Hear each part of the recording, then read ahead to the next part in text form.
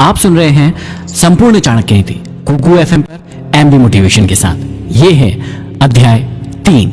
तीसरे अध्याय की शुरुआत में श्री चाणक्य कहते हैं कि दोष किसके कुल में नहीं है? ऐसा कौन है जिसे दुख ने नहीं सताया? अवगुण किसे नहीं है? सदैव सुखी कौन रहता है?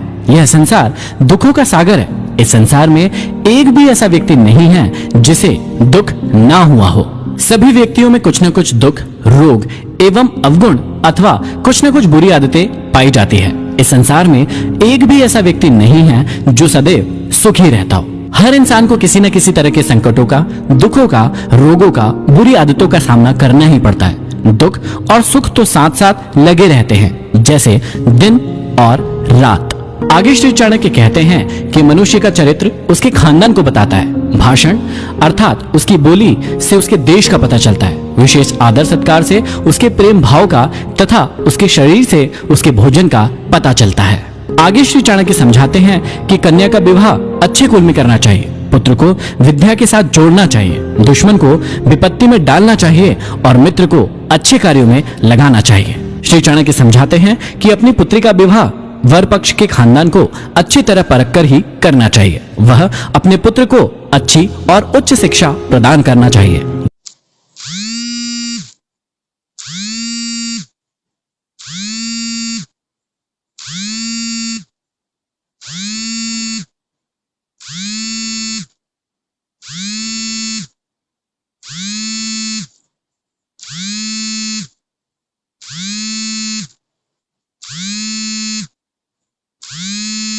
यदि शत्रु निकट आ जाए तो उसे विपत्ति में डाल दें और अपने प्रिय मित्र को हमेशा अच्छे और महत्वपूर्ण कार्यों में लगा कर रखें। आगे समझाते हैं कि दुर्जन और सर्प के सामने आने पर सर्प का वरण करना उचित है, ना कि दुर्जन का, क्योंकि सर्प तो सिर्फ एक ही बार डसता है, लेकिन दुर्जन व्यक्ति आपको कदम कदम पर बार बार डसता ही रहता है। इसलिए इस बात का हमेशा ध्यान रखें। राजा खानदानी लोगों को ही अपने पास एकत्र करता है, क्योंकि कुलीन अर्थात अच्छे खानदान वाले लोग प्रारंभ में, मध्य में और अंत में राजा को किसी भी दिशा में नहीं त्यागते हैं। चाणक्य समझाते हैं कि मूर्ख व्यक्ति से हमेशा बचना चाहिए। वह प्रत्यक्ष में 2 पैरों वाला पशु है। जिस प्रकार बिना आंख वाले अर्थात अंधे व्यक्ति को कांटे भेदते हैं, उसी प्रकार मूर्ख व्यक्ति अपने कटु व अज्ञान से भरे वचनों से हमें भेदता रहता है।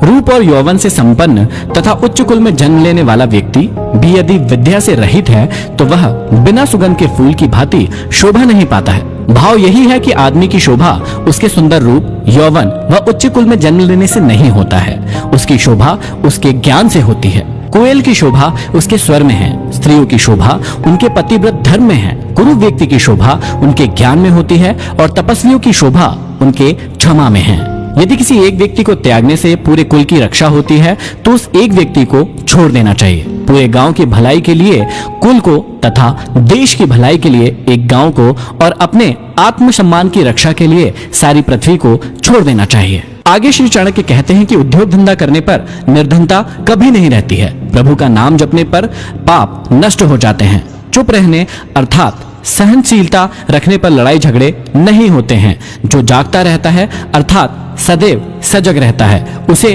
कभी भी किसी भी चीज का भय नहीं सताता है। आगे चाणक्य समझाते हैं कि अति सुंदर होने के कारण सीता का हरण हुआ, अत्यंत अहंकार के कारण रावण का वध हुआ, अत्यधिक दान के कारण राजा बलि बांधा गया। अर्थात सभी के लिए अति ठीक नहीं होती है। इसलिए हमें किसी भी चीज में अति नहीं करना चाहिए। हर चीज की एक सीमा होती है, मर्यादा होती है। सीमा से बाहर जाने पर प्राय नुकसान ही होता है। आगे चाणक्य समझाते हैं कि समर्थ को भार कैसा, व्यवसाय के लिए कोई स्थान दूर क्या, विद्वान के लिए विदेश कैसा और मधुर वचन बोलने वाले के लिए शत्रु कौन। अर्थात जो व्यक्ति समर्थ है उसे कोई भी काम सहज ही लगेगा, उसे कोई भी कार्य भार स्वरूप नहीं लगेगा। व्यवसायी व्यक्ति अपने व्यवसाय के लिए कहीं भी जा सकता है। वह स्थान की दूरी को नहीं देखता, वह अपने लाभ को देखता है। इसी प्रकार विद्वान व्यक्ति के लिए विदेश में भी लाखों मित्र हो सकते हैं। और यदि कोई व्यक्ति मीठा बोलता है, अच्छा वाणी में बोलता है, तो उसके कोई शत्रु नहीं होते हैं। आगे समझाते हैं कि एक ही सुगंधित फूल वाले वृक्ष से जिस प्रकार सारा वन सुगंधित हो जाता है, उसी प्रकार एक सुपुत्र से सारा कुल शोभित हो जाता है। अच्छे गुण सभी जगह प्रशंसनीय होते हैं उनकी लोक प्रसिद्धि सुगंधित पुष्प की भांति होती है जो सभी जगह फैल जाती है। किसी कुल का एक सुपुत्र सारे कुल को सम्मानित कर देता है। आगे कहते हैं कि आग से जलते हुए सूखे वृक्ष से सारा वन जल जाता है, जैसे कि एक कुपुत्र से सारे कुल का नाश हो जाता है। कुल का विनाश करने के लिए एक ही कुपुत्र काफी होता है। ठीक उसी प्रकार जैसे एक जलता हुआ वृक्ष पूरे वन को जलाकर खाक कर देता है। आगे श्री चाणक्य कहते हैं कि शोक और दुख देने वाले बहुत से पुत्रों को पैदा करने से क्या लाभ है।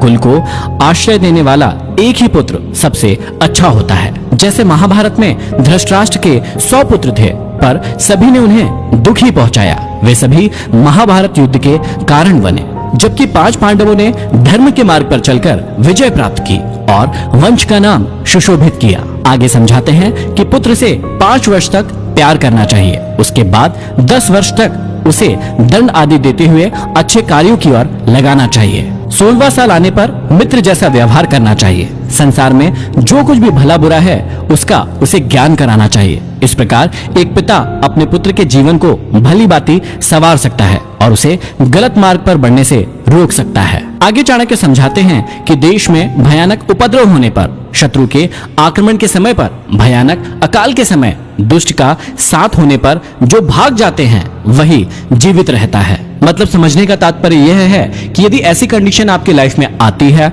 तो उस कंडीशन में भागना ही सही फैसला होगा। जिनके पास धर्म, अर्थ, काम और मोक्ष इनमें से कुछ भी नहीं होता है, उसके लिए जन्म लेने का फल केवल मृत्यु ही होता है। आगे चाणक्य समझाते हैं कि जहां मूर्खों का सम्मान नहीं होता, जहां अन्न भंडार सुरक्षित रहता है, जहां पति पत्नी में कभी झगड़े नहीं होते, वहां लक्ष्मी बिन बुलाए ही निवास करती है। भाव यह है कि जिस देश में मूर्खों की जगह विद्वानों का सम्मान होता है, जहां समुचित अन्न भंडार रहता है, जहां परिवार और घर गृहस्थी में प्यार बना रहता है, वहां सुख और समृद्धि बराबर बनी रहती है। यह था चाणक्य नीति का भाग 3। आप सुन रहे हैं कुकू FM MD मोटिवेशन के साथ। चलिए बढ़ते हैं अगले अध्याय की ओर।